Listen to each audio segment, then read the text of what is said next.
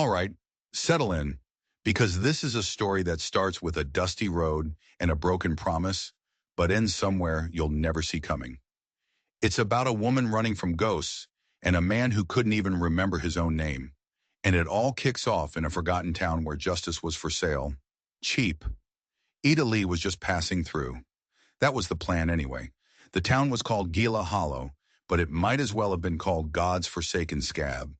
It was a miserable patch of dirt and cracked adobe baking under a sun that didn't forgive. All she wanted was water for her horse, a bit of jerky for her pack, and to be gone before the shadows got long. You see, Etta had ghosts on her trail, and ghosts love the dark. But then she heard it, a sound that didn't belong. It was the thick, ugly sound of laughter mixed with the groan of rusty iron. It pulled her in. She swung down from her mare, her boots sinking into dust as fine as flour, and walked toward the town square. What she saw there made the heat on her skin turn to ice.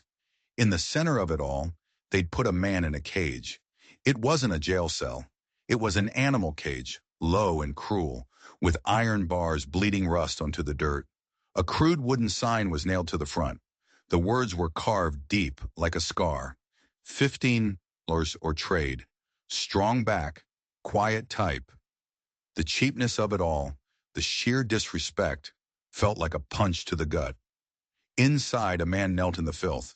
He was bare-chested, his body lean and powerful like a warrior's, but wasted by sun and starvation. His hair, black as a raven's wing, was matted with sweat and dirt, clinging to broad shoulders. A fresh cut sliced through one eyebrow, scabbed over and angry. He wasn't begging. He wasn't crying out. He was just waiting. And then he looked up, and when his eyes met hers, the whole world just stopped spinning. There was no fear in that gaze, no plea for help. There was just recognition, like he'd found something in her that she thought she'd buried for good. A feeling shot through Ida, sharp and painful, a memory of her husband's hand in hers, a whispered promise under a falling snow. She tried to turn away, to get back on her horse and ride until Gila Hollow was nothing but a bad dream. But she couldn't. His eyes held her there. Her hand went to the simple silver ring on her finger. 12 years she'd worn it. 12 years. It was all she had left of Will, the man who'd promised her forever in a voice as fragile as dying embers. The man who died with secrets caught in his throat, secrets that had sent other men hunting her across 3 territories. Secrets they thought she carried in her saddlebags. She turned back to the cage. A greasy-looking sheriff was leaning against a post, chewing tobacco and watching her with bored, vulture-like eyes. "See something you like?" he drawled. Ida ignored him. She knelt in the dust, right in front of the cage. The man inside didn't flinch. His breathing was slow and steady. His gaze wasn't wild, it wasn't broken. It was measuring her. "Do you understand me?" she whispered, her voice tight. "Nothing." "Do you have a name?" Still nothing, but his eyes never left hers, and in them, she saw the same cage feeling she'd been carrying inside herself since the day Will died. Something inside her just snapped. The grief she'd been starving for 2 years roared back to life. Her fingers tightened on the silver ring. The inscribed initials weren't almost smooth. It felt heavier than a stone. She stood up, her back straight, and faced the sheriff. Her voice was clear and steady, cutting through the midday heat. "I'll trade you." She slipped the ring from her finger. "This, for him." The sheriff took the ring, turning it over in his grimy palm like it was a cheap trinket. He glanced from the ring to the man in the cage, then back to her. A slow, ugly smile spread across his face. "He's yours, lady." The lock on the cage groaned in protest. The door scraped open, kicking up sparks of rust. The man inside rose to his feet. He didn't stumble. He didn't hesitate. He stood tall, his shadow stretching long in the afternoon sun. He stepped out of the cage and just stood there. 30 feet of dust and silence separated them. "You're free," Ida said, her voice softer now. "Go. Find your own way." She turned, her hands trembling as she grabbed the reins of her horse. She swung into the saddle and kicked the mare into a walk, not looking back. She wouldn't look back. She rode for 5 minutes, then 10, the sounds of Gila Hollow fading into the wind. The terrible little town blurred behind her, becoming just another memory in a long line of them. And then she heard it. Footsteps, not running, not shuffling, just a slow, steady, certain rhythm on the packed earth behind her. She pulled her horse to a stop and slowly, so slowly, turned in the saddle. He was there, following her. About 10 paces back. He wasn't chasing her, he wasn't begging. He was just there, a silent shadow she had bought and set free, a shadow that had decided to follow. She stared at him for a long moment, the desert wind whipping strands of hair across her face. What had she done? What in God's name had she just done? She kept riding, and he kept walking. The sun began its slow descent, painting the sky in strokes of orange and purple. She pushed her horse up a winding gulch where the canyon walls rose up like ancient bones. And still he followed. He never got closer, never fell further behind. He just maintained that same steady distance, a silent testament to the strange bargain she'd made. He walked with a purpose that unnerved her. It wasn't the walk of a broken man. It was the walk of a hunter. When darkness finally fell, deep and total, she had to make camp. She chose a small clearing near a dry wash, the air thick with the smell of sage and dust. She dismounted, her muscles aching from the long day, and set about building a fire. The man stopped at the edge of the firelight, a dark silhouette against the star-dusted sky. He didn't approach, didn't speak. He just watched her, his presence a heavy weight in the vast emptiness of the desert. She tossed him a piece of hardtack. He caught it out of the air with a fluid grace that surprised her, then ate it slowly, methodically. He wasn't starving, she realized. He was disciplined. The night grew cold. Ida wrapped herself in her bedroll, the small pistol Will had given her tucked under her hand. She lay there staring at the flames, her mind racing.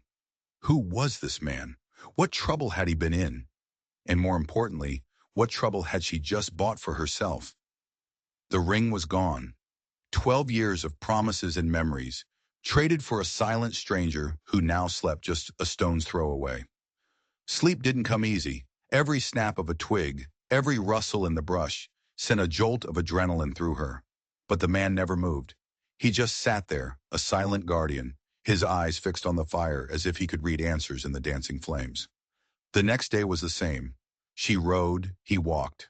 The silence stretched between them, thick and unbreakable. She tried to ignore him, tried to pretend he wasn't there. But it was impossible. He was a constant, unnerving presence at her back. By the second night, she was starting to unravel. She found herself watching him, studying the way he moved, the way he scanned the horizon. There was an economy to his actions, a deep, instinctual knowledge of the wild that you couldn't learn from books. He found water where she saw only cracked earth. He identified edible plants with a single glance. He moved through the harsh landscape, not like a stranger, but like a man coming home.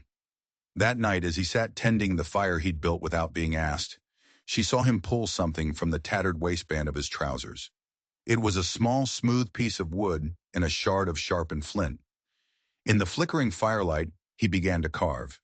His hands, which she'd only seen as strong and capable, were now impossibly gentle, impossibly precise. He wasn't just whittling. He was creating. The silence was no longer empty. It was filled with the soft scrape of flint on wood, a sound that was somehow more intimate than any conversation. She watched him for hours, mesmerized. What was he making? What memories were his hands trying to set free? She fell asleep to that sound, a strange sense of peace settling over her for the first time in days.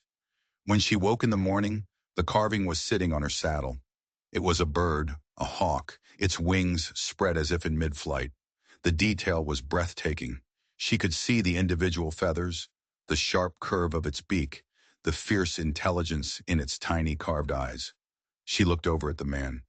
He was by the stream, washing the breakfast tin, his back to her, as if he'd done nothing at all. She picked up the carving. It was smooth and warm in her palm, a solid, real thing in a world that had become increasingly unreal. It was the first gift she'd received in 2 years, a gift from a man who didn't even have a name. That was when she knew. This wasn't just some drifter. The sheriff hadn't found him wandering dazed in the hills. That was a lie. This man had a past, a history that had been violently stripped from him. The scar on his head wasn't from a simple fall. And as she held that hawk in her hand, a cold dread washed over her. She hadn't just bought a man's freedom. She had bought a mystery. And she had a terrible feeling that the answer to that mystery was something that people would kill for. They traveled for another day, the hawk carving tucked safely in her saddlebag. She started talking to him, not because she expected an answer, but because the silence was driving her mad. She told him about the farm she and Will had, about the way the snow fell in Wyoming, about the little things she missed. He never spoke, but he listened.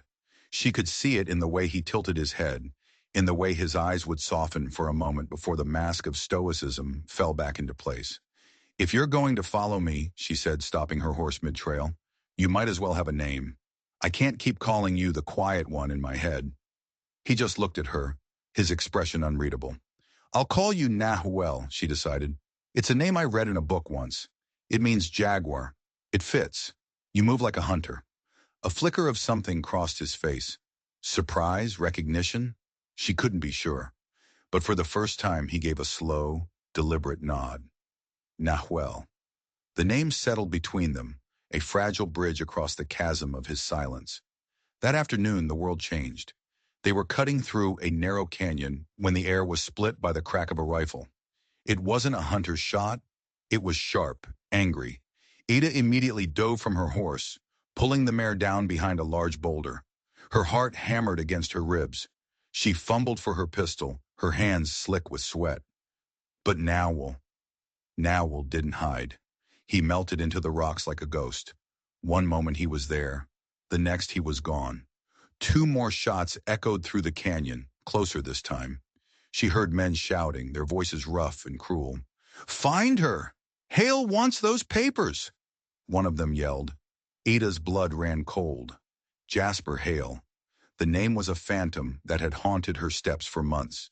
He was the man who'd come to their farm after Will died, all false smiles and veiled threats. He was the one leading the hunt. They'd found her. She risked a peek over the rock. 3 riders not 100 yards away were picking their way through the canyon. They were rough men with the hard, pitiless eyes of hired guns. And then she saw something that made no sense. They weren't just looking for her. One of them held up a piece of cloth, a tattered strip from a shirt, the same kind of shirt Nahuel was wearing. "He came this way," the man shouted. "The Apache scout. He has to be with her." Scout? Apache? They were looking for Nahuel, too. This wasn't a coincidence. Her past and his present had just collided in this dusty, godforsaken canyon, and they were trapped right in the middle. Before she could even process it, a rock clattered down the canyon wall from above. The riders snapped their heads up, rifles at the ready. Ada looked up, too. There, perched on a ledge high above them, was Nahuel. He held a large rock in his hands, his body perfectly balanced, a silent predator about to strike. He wasn't her protector. He was their target. The man she'd bought for a silver ring was somehow connected to the very men who wanted her dead. And in that horrifying moment, as Nahuel prepared to bring a rock slide down on their heads, Ada realized the truth. The blow to his head hadn't been an accident. His amnesia wasn't a tragedy. It was a weapon. Someone had tried to erase him, to wipe his memory clean. And whoever they were terrified of what he might remember. The world exploded in a cloud of dust and thunder. Nahuel heaved the boulder from the ledge, and it crashed down the canyon wall, dislodging a cascade of smaller rocks and scree. It wasn't aimed to kill, but to terrify. The riders' horses screamed and reared, blind with panic. One of the men was thrown, his rifle skittering across the ground. In the chaos, Nahuel was a blur of motion. He slid down the steep incline, moving with an impossible speed and agility. He landed silently, scooped up the fallen rifle, and melted back into the shadows of the rocks before the dust had even settled. "He's here! Spread out!" Jasper Hale's man yelled, his voice tight with a mix of fury and fear. The 2 remaining riders dismounted, their eyes scanning the rocks, their knuckles white on their rifles. Ada's mind was reeling. He was a scout. They were hunting him. This whole thing from the cage in Gila Hollow to this very moment was a trap. The sheriff hadn't just found him. He'd been holding him for Jasper. And she had walked right in and broken their plan wide open. She had to do something. Staying put was a death sentence. She took a deep breath, aimed her small pistol at a rock face high above the men, and fired. The shot was pitifully small compared to their rifles, but the ricochet echoed through the canyon like a hornet's buzz. It was enough. It drew their attention for a split second, the distraction Nahuel needed. He burst from behind a rock formation, using the rifle not as a weapon, but as a club. He moved with a brutal, efficient grace, a whirlwind of controlled violence. He disabled one man with a swift blow to the back of the knees, then used the rifle butt to knock the other senseless. It was over in seconds. The third man, the one who had been thrown from his horse, scrambled to his feet, his eyes wide with terror. He stared at Nahuel, who now stood over his fallen comrades, the rifle held loosely in his hands. "It's you," the man stammered. "The ghost of Black Creek." "Ghost of Black Creek?" Before Ida could even try to decipher the words, the man turned and fled, scrambling back up the canyon like the devil himself was at his heels. Silence descended once more, broken only by the groans of the unconscious men and the frantic pounding of Ida's heart. Nahuel walked over to the two men on the ground. He didn't kill them. He methodically took their guns and ammunition, then used their own ropes to tie them up, leaving them for the buzzards or the law, whichever found them first. He walked over to Ida, his face an unreadable mask, and handed her the rifle. His rifle now. It felt heavy and dangerous in her hands. "Black Creek," she whispered, the words feeling strange on her tongue. "What happened at Black Creek?" He looked at her, and for the first time, she saw something flicker deep in his eyes. It wasn't a memory, not yet. It was the ghost of a memory, a shadow of pain so profound it made her ache just to see it. He raised a hand and slowly, deliberately touched the scar above his eye. Then he pointed with two fingers, first at the tied-up men, then in the direction Jasper Hale's man had fled. Then he pointed at her. He was connecting them, connecting the men, her, and the violence that had scarred him. They had to move, and fast. They took the horses and supplies from the men, leaving their own tired mare behind. As they rode, the name echoed in Ida's mind. The ghost of Black Creek. It sounded like something from a penny dreadful, a campfire tale meant to scare children. But this was real. The violence had been real. And Nahuel, the silent man she had named, was at the heart of it.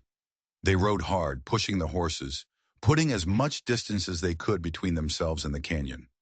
That night, there was a new tension around the campfire. The mystery of him was no longer a curiosity. It was a threat. He sat carving again, his hands moving with a feverish intensity. Ida watched, her stomach in knots. When he was finished, he didn't place the carving on her saddle. He held it out to her in the palm of his hand. She took it. It was a crude representation of a house, a small cabin. But there was something wrong with it. The roof was caved in, and a dark, jagged line was carved across the door. It was a broken home. And then he did something that chilled her to the bone. He took the carving back, and with the sharp point of his flint, he etched a single symbol on the back of it. A pair of crossing lines, one vertical, one diagonal. It was an Apache symbol. She'd seen it before, in a book Will had owned about the territories. She didn't know its full meaning, but she knew what it represented. A warning, a mark of vengeance. He wasn't just remembering, he was plotting. And she, the woman who had traded her past for his freedom, was now tied to his future, a future that was stained with blood and fire. The ghost of Black Creek was starting to remember, and Ida was terrified of what would happen when he finally did. The carving of the broken home became a talisman of sorts, a grim reminder of the path they were now on. Ida kept it in her pocket, the sharp edges a constant pressure against her thigh. They rode east, deeper into the unforgiving wilderness, into a land of towering red rock formations that looked like the petrified bones of ancient gods. Nahuel was changing. The blank canvas of his amnesia was slowly being filled in with dark, violent colors.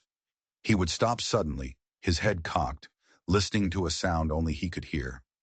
He would trace patterns in the dirt with a stick, symbols Ida didn't recognize, his brow furrowed in concentration. One evening, he led them to a hidden spring, a small oasis of green tucked away in a rocky alcove. As he knelt to drink, his reflection stared back at him from the still water. He froze, his hand hovering just above the surface. He stared at the face in the water, his own face, as if seeing it for the first time. A low sound escaped his throat, a guttural noise of pain and confusion. He pressed his palms to his temples, his knuckles white. Ada rushed to his side, but he waved her away, his whole body trembling. She watched, helpless, as a war raged inside him, a battle for his own mind. Later that night, the carvings grew more specific, more desperate. He carved a figure of a woman, her hair in two long braids, and then a smaller figure, a child. He placed them next to the carving of the broken home. His family. What had happened to them? Were they the reason he was called a ghost? He worked tirelessly, the pile of wood shavings growing around him like a snowdrift. He carved men with rifles, their faces twisted in cruel sneers. He carved fire, jagged, hungry flames licking at the edges of the broken home. He was telling a story of an attack, a massacre. The next day they stumbled upon it, a place that felt wrong, haunted. It was a shallow valley, a creek bed long since dried up, littered with the charred remains of what was once a small settlement. Black Creek. Ada knew it in her bones. The air was thick with a silence that was heavier than sound, the silence of ghosts. Noel dismounted, his movements stiff, wooden. He walked through the ruins like a man in a trance, his hand outstretched, his fingers brushing against the blackened timbers of a collapsed lodge. This was his home, the broken home from the carving. He knelt in the dirt, in the center of what must have been the village, and dug with his bare hands. Ada watched, her heart aching for him. He was digging for memories, for answers. After a few moments, his fingers hit something hard.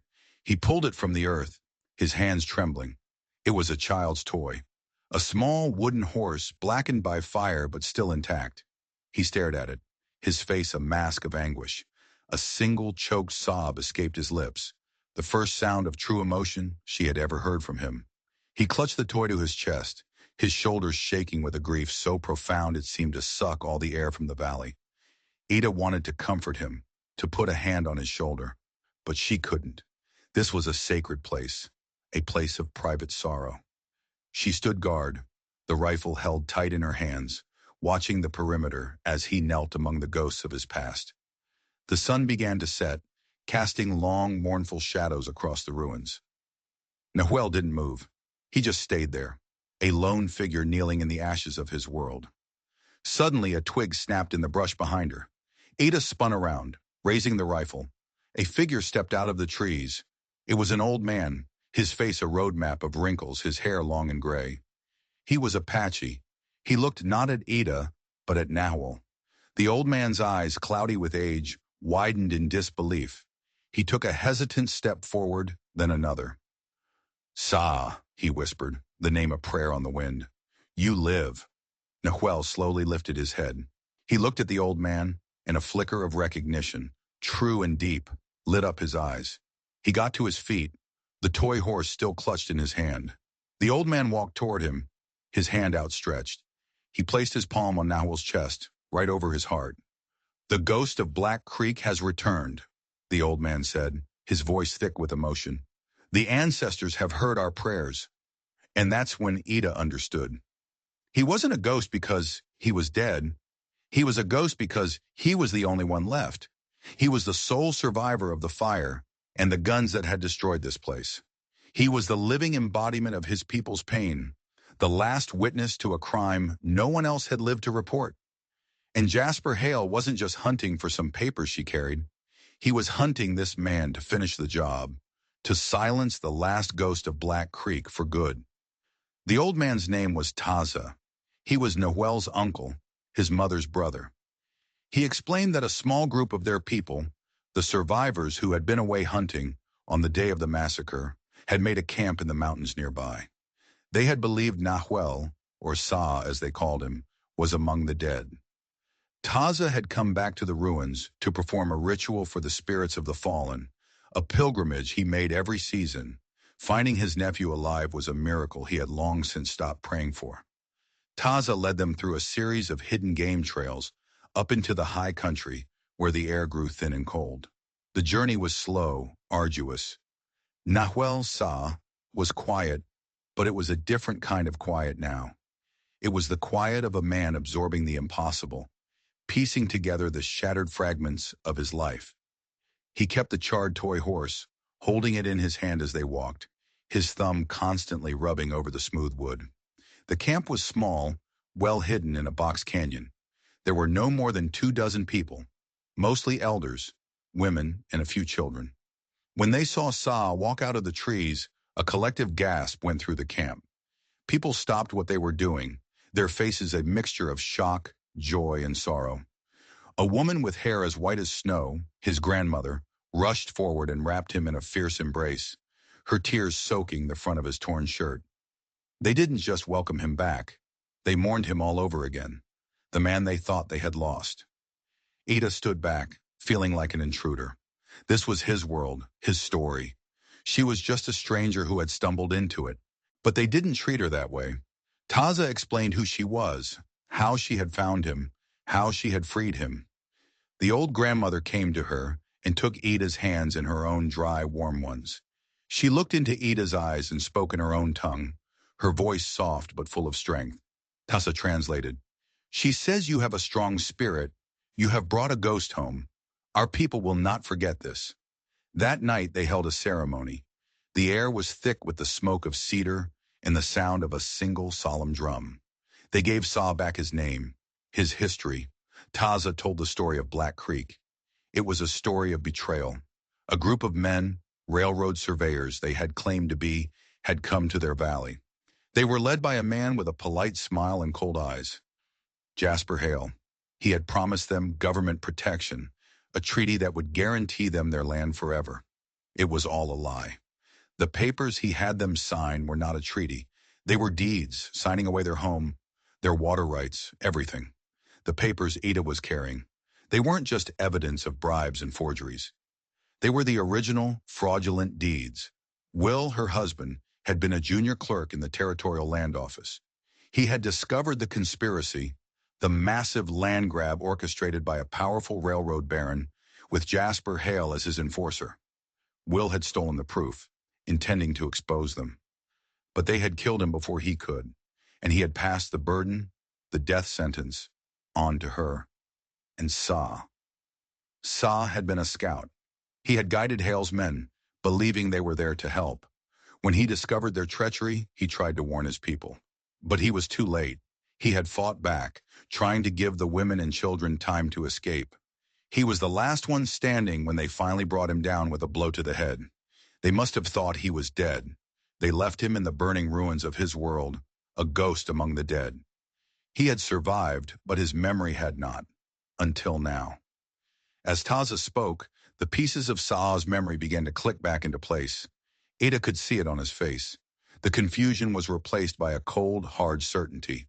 The pain was still there, but now it was forged into something else. Purpose. Vengeance. He was no longer a lost man. He was a warrior who knew his enemy. He looked over the fire at Ada, his eyes locking with hers. She saw her own story reflected in his gaze. They were two survivors of the same crime, two ghosts created by the same monster. Their separate paths had led them to the same place, to the same fight. The ceremony ended. The drum went silent. Sa walked over to where Ada was sitting. He knelt in front of her. From a pouch at his waist, he pulled out a new carving, one he must have made on the journey up the mountain. He pressed it into her hand. It was two figures, standing back to back. One held a flame, the other held a pistol. Us, she thought. He then reached out and gently touched the oilskin pouch at her belt, the one containing the papers. Then he touched his own heart. My justice, he seemed to be saying, is your justice. She knew then that she couldn't run anymore. This fight wasn't just hers or his. It belonged to them both. They will come for us, she said, her voice a low whisper. Hale won't stop until he has the papers, and until he knows the last witness is dead. Sa looked up at the ring of mountains surrounding them. His eyes narrowed. He didn't speak. He didn't have to. The look on his face said everything. Let them come. The peace in the hidden camp was a fragile thing, a deep breath before a plunge into icy water. For a few days, Ida watched as Sa reconnected with his people, with himself. He spoke now, his voice rough from disuse but clear. He spoke in the Apache tongue, his words flowing with a long-forgotten ease. He taught the young boys how to track, how to fletch an arrow. He sat with the elders, listening to their stories, adding his own fragmented memories to the tapestry of their history. He was healing, but underneath it all, there was a tension, a coiled readiness. He was a warrior sharpening his blade. Ida found a quiet purpose of her own. The women taught her which roots were medicine and which were poison. They showed her how to grind corn into flour on a stone matai, a rhythm as old as the mountains themselves. For the first time since Will's death, she wasn't running. She was preparing. The papers in her pouch felt different now. They weren't just a burden, they were a weapon that could bring down the men who had destroyed so many lives. Saw sought her out each evening. They would sit by the fire, not always talking, but sharing a space. He was carving again, but not memories this time. He was carving tools, weapons. He crafted a new bow from a piece of seasoned juniper, strong and flexible. He fletched arrows with hawk feathers, his hands steady and sure.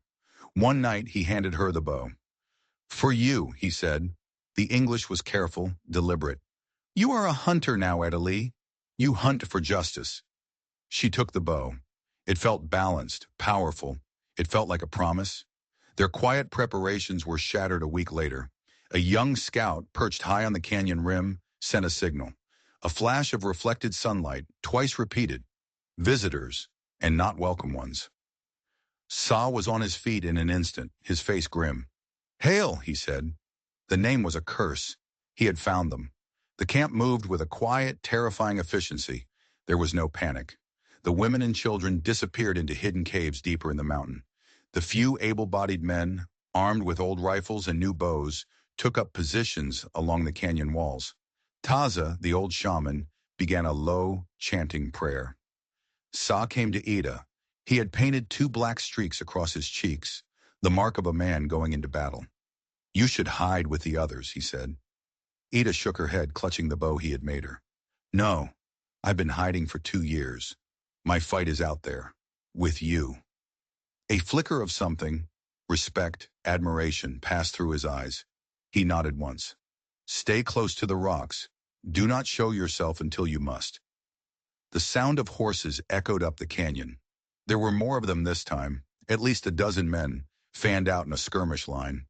And at their head, riding a tall black horse, was Jasper Hale. He looked just as Ida remembered, handsome, confident, with a smile that never reached his cold, dead eyes. He held up a hand and his men halted. Taza! Hale's voice boomed, bouncing off the canyon walls. I know you're in here. I have a business proposition for you. Send out the ghost and I'll let the rest of you live out your miserable days in peace. Silence was his only answer. Hale's smile tightened. Have it your way.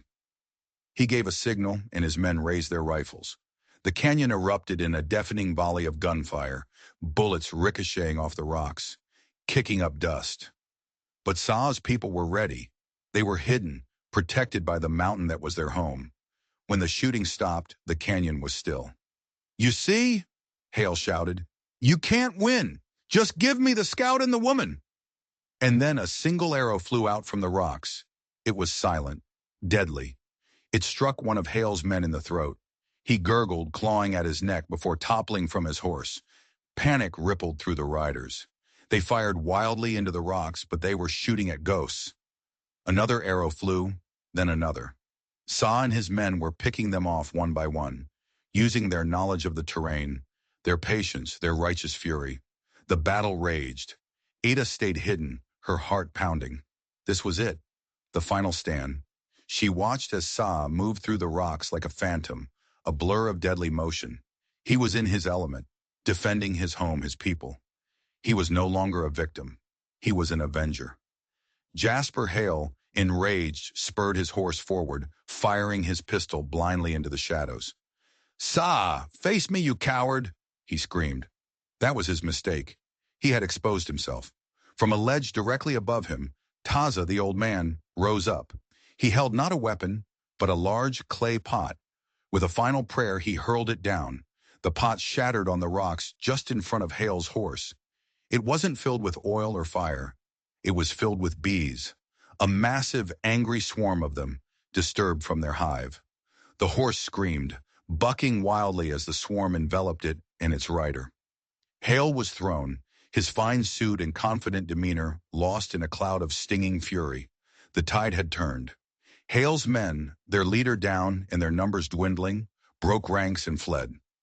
Saw stepped out from the rocks, his bow held ready, his eyes fixed on the writhing form of Jasper Hale.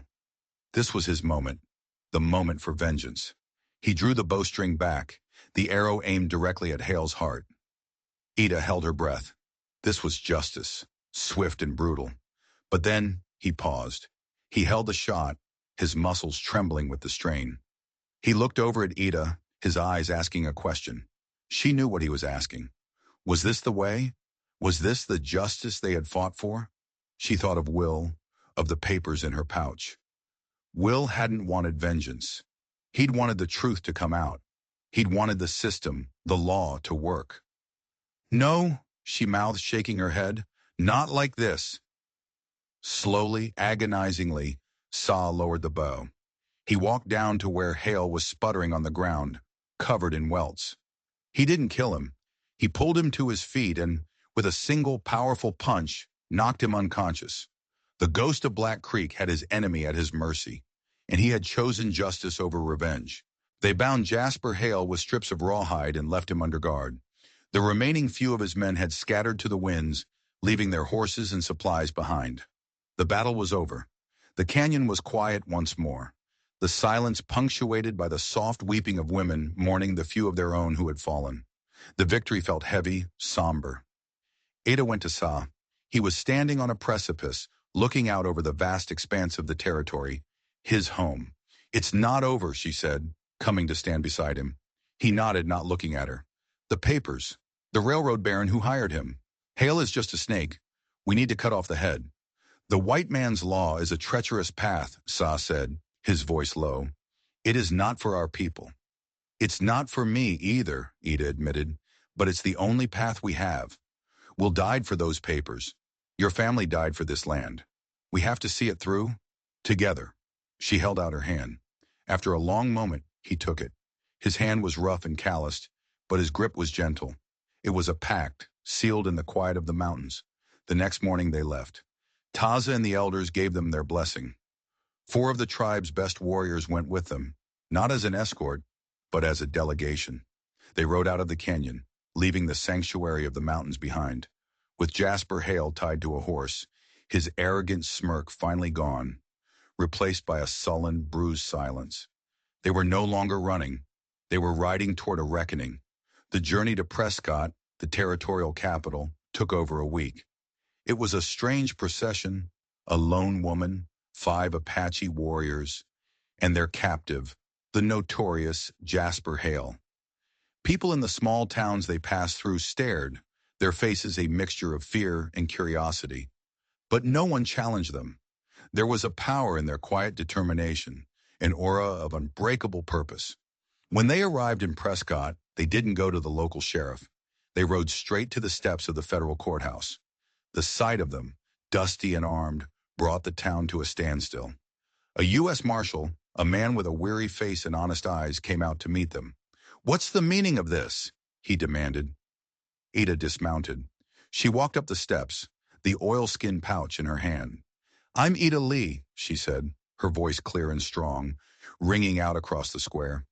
"My husband, William Lee, was a clerk at the land office. He was murdered 2 years ago. This," she said, pointing a thumb at the captive Hale, "is the man who led the men who did it. And this," she held up the pouch, "is the reason why." She unrolled the papers on the courthouse steps for all to see. The forged deeds, the list of bribes, the name of the railroad baron at the top of it all. It was a story of corruption and murder, laid bare in the afternoon sun. Sa and his warriors stood silently behind her, their presence more powerful than any testimony. They were the living proof of Hale's crimes. The marshal stared at the documents, then at Hale, then at the stoic faces of the Apache warriors. He saw the truth. Jasper Hale was arrested. An investigation was launched. The story of the Black Creek Massacre and of the brave widow who brought its perpetrators to justice became a legend in the territory. The railroad baron's empire crumbled under the weight of his crimes. The fraudulent deeds were nullified. The land was returned, by law, to the people of Sa, the true and only owners. It was a victory, but a quiet one. There were no parades. Ada and Sa didn't stay for the trials. Their work was done. They rode back the way they came, leaving the world of towns and laws behind them. When they reached the foothills of the mountains, Sa's warriors gave a low, respectful nod and turned back toward their canyon home. Ada and Sa were alone again. "What will you do now?" Ada asked. He looked at her, a small, rare smile touching his lips. He pointed toward a small, sheltered valley they had passed on their journey, a place with a clear stream and tall cottonwood trees. "Build," he said. Just one word. It held everything. A home, a future, a life. He looked at her, his eyes asking a silent question. "What will we do now?" Ada thought of the long, dusty road behind her, the years of running, of being a ghost herself. She thought of the silver ring she had traded, a symbol of a past she could never reclaim. And she thought of the man beside her, the man she had bought for that ring, the man who had helped her find a strength she never knew she had. The road ahead was uncertain, but for the first time it wasn't lonely. "I think," she said, her voice soft, "I'll help you."